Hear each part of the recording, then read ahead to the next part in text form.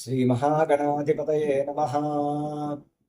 ప్రేక్షకులకు శ్రీ విశ్వావసనామ సంవత్సర ఉగాది శుభాకాంక్షలు. అయితే ఈ సంవత్సరం వృశ్చిక రాశి వారికి ఏ విధమైనటువంటి శుభాశుభ ఫలితాలు ఉంటాయో తెలుసుకుందాం. ఈ రాశి వారికి ఆదాయం 2, వ్యయం 14, రాజపూజ్యం 5, అవమానం 2గా ఉన్నది. కాబట్టి ఆదాయం అతి తక్కువగా ఉన్నది, వ్యయం అధికంగా ఉన్నది. అనవసర ఖర్చులు అనేటువంటిది చాలా నియంత్రించుకోవాల్సినటువంటి పరిస్థితి ఇక్కడ కనపడుతూ ఉన్నది.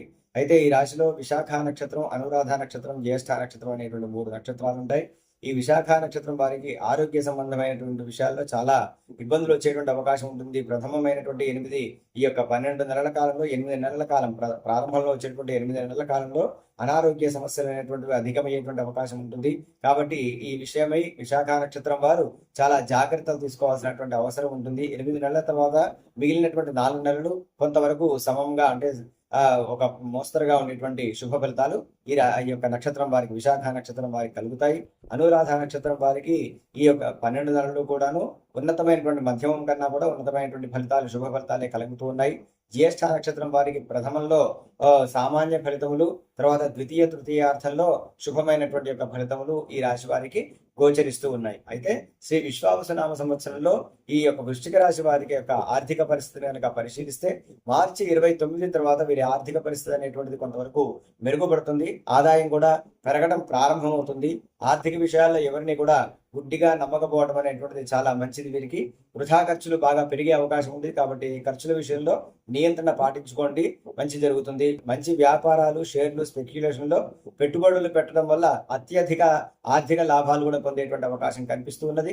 వృత్తి, ఉద్యోగం, వ్యాపారాలు అనేటువంటివి వీరికి అనుకూలిస్తాయి. ఉద్యోగ అవకాశాలు కూడా పెరిగేటువంటి అవకాశం గోచరిస్తూ ఉన్నది. అంతేకాకుండా ప్రమోషన్ల విషయంలో కూడా కొంత ఉన్నతాధికారులు సానుకూలంగా స్పందించేటువంటి అవకాశం కనపడుతూ ఉన్నది. అంతేకాకుండా ఈ యొక్క ఉద్యోగంలో కూడా ఉన్నతమైనటువంటి అందలాలు అంటే ఉన్నతమైనటువంటి యొక్క పదవులను కూడా స్వీకరించేటువంటి అవకాశం ఈ వృశ్చిక రాశి వారికి గోచరిస్తూ ఉన్నది. ఉద్యోగ విషయాల్లో ఉద్రిక్తత, సంఘర్షణలు ఉంటాయి. కాబట్టి కుటుంబ సంబంధమైనటువంటి విషయాల్లో కుటుంబంలో సమస్యలు తలెత్తేటువంటి అవకాశం ఉంది. కాబట్టి ప్రతి ఒక్క వ్యక్తి ఆలోచనల్ని గౌరవించండి. అన్ని విషయాలను కూడా సమన్వయం చేసుకొని ముందుకు వెళ్ళడం ద్వారా కుటుంబ సమస్యలు తగ్గుతాయి. కుటుంబ ఆర్థిక విషయాల్లో ఎంత జాగ్రత్తగా ఉంటే మీరు అంత మంచిది. అంటే ఆర్థిక విషయంలో నియంత్రణ అవసరం, అదేవిధంగా కుటుంబ విషయాల్లో సమన్వయం అవసరం. ఈ రెండు కూడా గుర్తుపెట్టుకుంటే ఈ సంవత్సరం అంతా కూడా ఈ వృశ్చిక రాశి వారికి చాలా విశేషంగా ఉండేటువంటి అవకాశాలు కనపడుతూ ఉన్నాయి. అంతే వీరికి పిల్లల నుంచి సరైనటువంటి యొక్క శుభవార్తలు కూడా వినపడతాయి. ఆరోగ్య విషయంలో కనుక పరిశీలిస్తే మే 18 నుంచి ఆరోగ్యం విషయంలో బహు జాగ్రత్తలు వహించాలి. ప్రయాణాలలో కూడా జాగ్రత్తలు వహించాలి. ఆరోగ్యం క్షీణించడం కానీ లేదా తద్వారా ఖర్చులు పెరగడం అనేటువంటిది కూడా జరుగుతుంది. ఈ యొక్క రాహు సంచార ప్రభావం వలన వీరికి ఈ యొక్క శారీరకమైనటువంటి మార్పులు ఏర్పడతాయి. తద్వారా కొంత అనారోగ్య సూచనలు కూడా కనపడుతున్నాయి. కాబట్టి ఆరోగ్య సంబంధమైనటువంటి విషయాల్లో వైద్య సలహాలను తీసుకొని మీరు తదనుగుణంగా కనుక ఆహార పద్ధతులు, తర్వాత ఇతరత్ర నియమాలను కూడా మార్చుకుంటే మరి పరిపూర్ణమైనటువంటి మంచి ఆరోగ్యమైనటువంటి కూడా వీరికి ఏర్పడుతుంది. మీ విద్యార్థులకి విద్యా విషయమే మంచి ఫలితాలే కనబడుతూ ఉన్నాయి. ఈ మీ వారసత్వ సంపద అనేటువంటిది ఏదైతే ఉందో, మీ యొక్క పెద్దవాళ్ళ నుంచి వచ్చేటువంటి వారసత్వ సంపద అనేటువంటిది కూడా వృద్ధి చెందుతుంది. విదేశ ప్రయాణాలు కూడా ఈ సంవత్సరం కొంత అనుకూలించేటువంటి అవకాశం ఉంది. కాకపోతే 1-2 సార్లు కొద్దిగా ప్రయత్నం చేయాల్సినటువంటి పరిస్థితి కూడా కనపడుతూ ఉన్నది.